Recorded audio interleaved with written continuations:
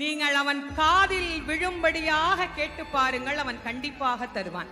நிறைய பேர் சொல்றாங்க, நாங்களும் கேட்டுக்கிட்டு தாங்க இருக்கிறோம், எங்களுக்கு அவன் கொடுக்க மாட்டேங்கிறான் அப்படின்னா, இறைவன் வெளியிலிருந்து நாம் கொடுக்கின்ற எந்த பொருளையும் தனக்கென ஏற்றுக்கொள்வதில்லை. நானே தயாரித்து ஒன்று கொடுத்தால் இறைவன் அதை ஏற்றுக்கொள்வான். நிறைய பேர் நான் கூடையா பூ வாங்கிட்டு போறேன், நான் அப்படி அபிஷேகம் பண்றேன், இப்படி அபிஷேகம் பண்றேன், எல்லாம் வெளியிலிருந்து வந்தது தானே, நீங்களா என்ன கொடுத்தீங்க, நீங்களா அவனுக்கு என்ன கொடுத்தீங்க, அவன் கேட்பான்ல நீ என்ன கொடுத்த எனக்கு அப்படின்னு கேட்பீங்கல்ல.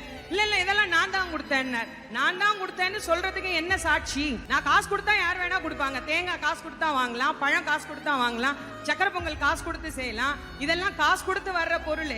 நானா அவனை உருவாக்கி அவனுக்கு கொடுக்கணும், அது என்ன முடியும்? என்ன அவனுக்கு நானா கொடுக்க முடியும்? நானா அவனுக்கு தரக்கூடிய விஷயம் என்று ஒன்று இருந்தால் 2 சொட்டு கண்ணீர், அதை தவிர வேற ஒண்ணுமே கிடையாது.